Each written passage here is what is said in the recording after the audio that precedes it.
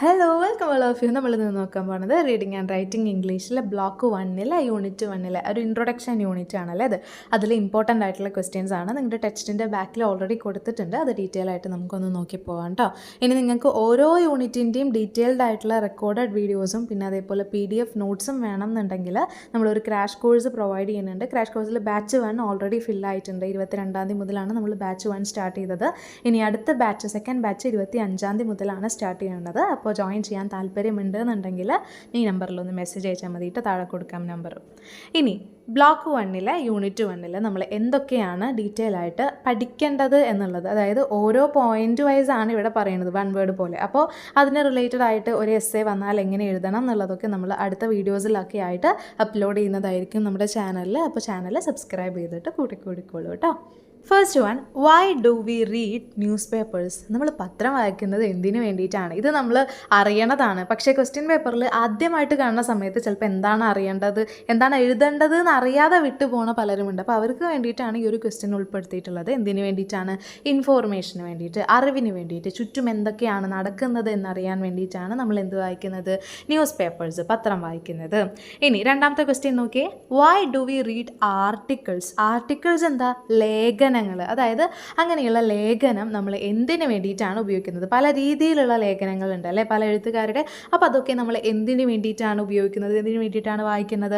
Four ideas and perspectives. Perspectives എന്ന് പറഞ്ഞിട്ടുണ്ടെങ്കിൽ കാഴ്ചപ്പാട്, അതായത് ഓരോ കാര്യത്തെ പറ്റിയിട്ടും ഓരോരുത്തർക്കും പല രീതിയിലുള്ള കാഴ്ചപ്പാടായിരിക്കും. അപ്പോൾ അതെല്ലാം വളർത്തിയെടുക്കാനും നമ്മുടെ ഐഡിയാസ് കൊണ്ടുവരാനും വേണ്ടിയിട്ടാണ് നമ്മൾ എന്ത് ചെയ്യണത്?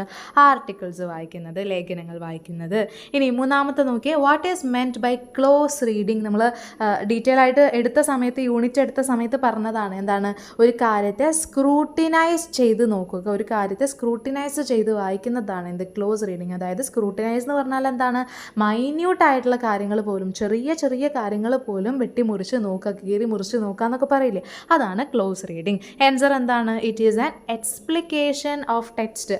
എക്സ്പ്ലിക്കേഷൻ എന്ന് പറഞ്ഞാൽ തന്നെ അതിൻ്റെ അർത്ഥം എന്താണ്? വിശദീകരണം എന്നാണ്. അപ്പോൾ വിശദീകരിച്ച് വായിക്കുക എന്നുള്ള രീതിയിലാണ് എന്ത് വരണത്? ക്ലോസ് റീഡിങ് വരണത്.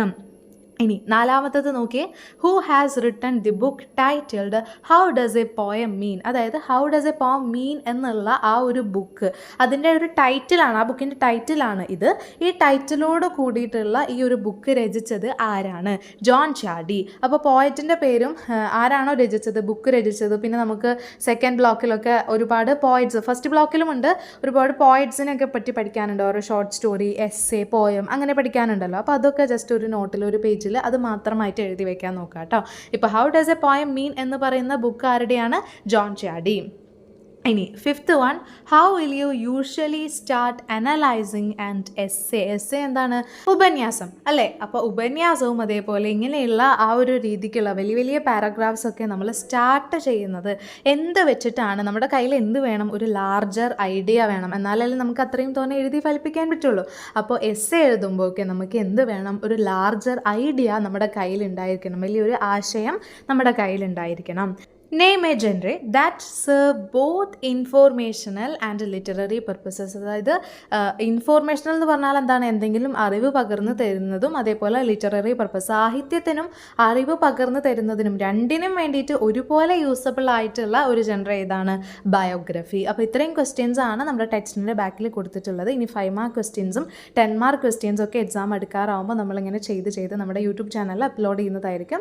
അപ്പോൾ സബ്സ്ക്രൈബ് ചെയ്യുക, ലൈക്ക് ചെയ്യുക, ഇഷ്ടപ്പെട്ടിട്ടുണ്ടെങ്കിൽ നിങ്ങളുടെ ഫ്രണ്ട്സിനൊക്കെ ഷെയർ ചെയ്ത് കൊടുക്കുക കേട്ടോ. Thank you.